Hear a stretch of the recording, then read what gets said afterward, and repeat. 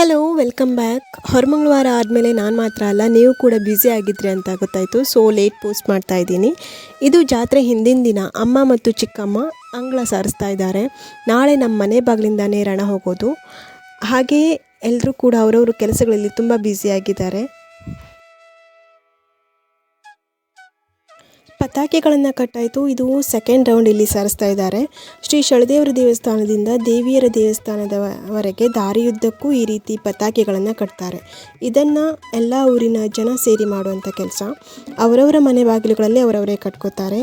ಇದು ಇನ್ನೂ ಸುಂದರವಾಗಿ ಕಾಣಲಿ ಅಂತ ನಮ್ಮ ಮನೆ ಬಾಗಿಲಲ್ಲಿ ಸ್ವಲ್ಪ ಜಾಸ್ತಿನೇ ಕಟ್ಟಿದ್ವಿ. ತುಂಬ ಚೆನ್ನಾಗಿ ಕಾಣ್ತಾ ಇತ್ತು. ಕೇವಲ ಪತಾಕೆ ಮಾತ್ರ ಅಲ್ಲ, ನಾಳೆ ನಮ್ಮೂರಿನ ಪ್ರತಿ ಮನೆ ಬಾಗಿಲುಗಳಲ್ಲಿ ಕೂಡ ಅದೆಷ್ಟೋ ರಂಗೋಲಿಗಳು ಸುಂದರವಾಗಿ ಮೂಡಿಬರುತ್ತೆ. ನಮ್ಮೂರಿನ ಪ್ರತಿ ಮನೆಗಳಲ್ಲೂ ಕೂಡ ಹಬ್ಬದ ವಾತಾವರಣ ಇರುತ್ತೆ. ಇನ್ನು ತೋರಣಗಳನ್ನು ಕಟ್ಟೋದಿದೆ, ಅದನ್ನು ನಾಳೆ ಮಾಡ್ತೀವಿ.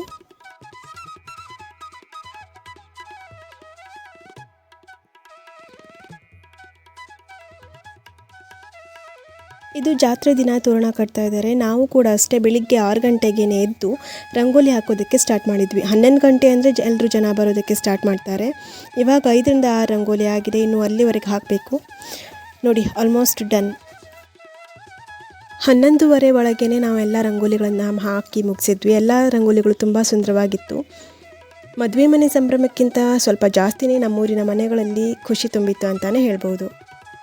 ಇನ್ನು ಪಾನಕ ವ್ಯವಸ್ಥೆ ಕೂಡ ಇತ್ತು. ಇದನ್ನು ನಮ್ಮ ಚಿಕ್ಕಪ್ಪ ಅವರು 9th ಸ್ಟ್ಯಾಂಡರ್ಡಲ್ಲಿ ಇರುವಾಗ ಶುರು ಮಾಡಿಕೊಂಡಿದ್ದು ಇಲ್ಲಿವರೆಗೂ ನಡೆಸ್ಕೊಂಡು ಬಂದಿದ್ದೇವೆ.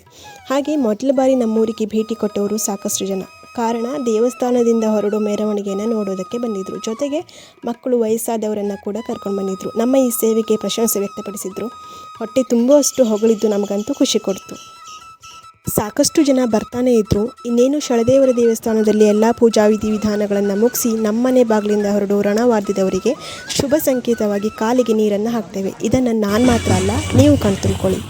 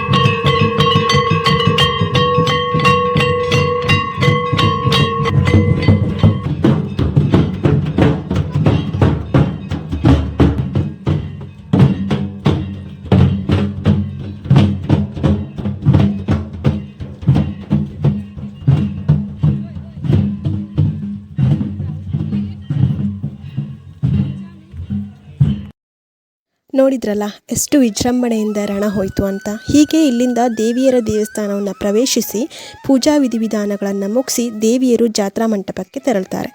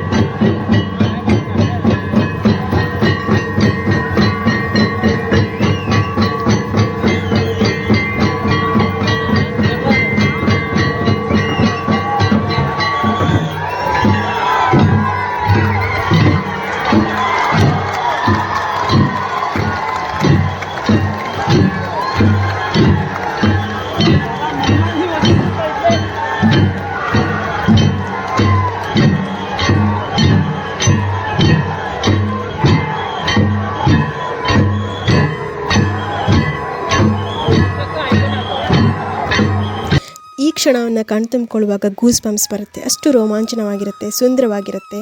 ದೇವಿಯರು ತುಂಬ ಹತ್ತಿರದಿಂದ ನಮಗೆ ದರ್ಶನ ನೀಡ್ತಾರೆ. ತುಂಬ ಸಂತೋಷವಾಗುತ್ತೆ. ಈ ಖುಷಿಗೆ ಕಣ್ಣೀರೇ ಬರುತ್ತೆ. ಇದನ್ನು ಹೊನ್ನಾಟ ಅಂತಾರೆ. ಇದು ಅಕ್ಕ ತಂಗಿಯರ ಜುಗಲ್ಬಂದಿ ಅಂತಲೇ ಹೇಳ್ಬೋದು. ಹಾಗೆ ಇದು ಅಕ್ಕ ತಂಗಿಯರ ಗಟ್ಟಿಯಾದ ಸಂಬಂಧ ಮತ್ತು ಬಾಂಧವ್ಯದ ಸಂಕೇತ. ಈ ಹೊನ್ನಾಟದಲ್ಲಿ ದೇವಿಯರು ಭಕ್ತರಿಗೆ ನೇರ ದರ್ಶನ ನೀಡಿ ಯಾವುದೇ ತೊಂದರೆ ಕೊಡದೆ ಜಾತ್ರಾ ಮಂಟಪದ ಗದ್ದುಗೆ ಏರಿ ತಮ್ಮ ಆಸನವನ್ನು ಸ್ವೀಕರಿಸ್ತಾರೆ.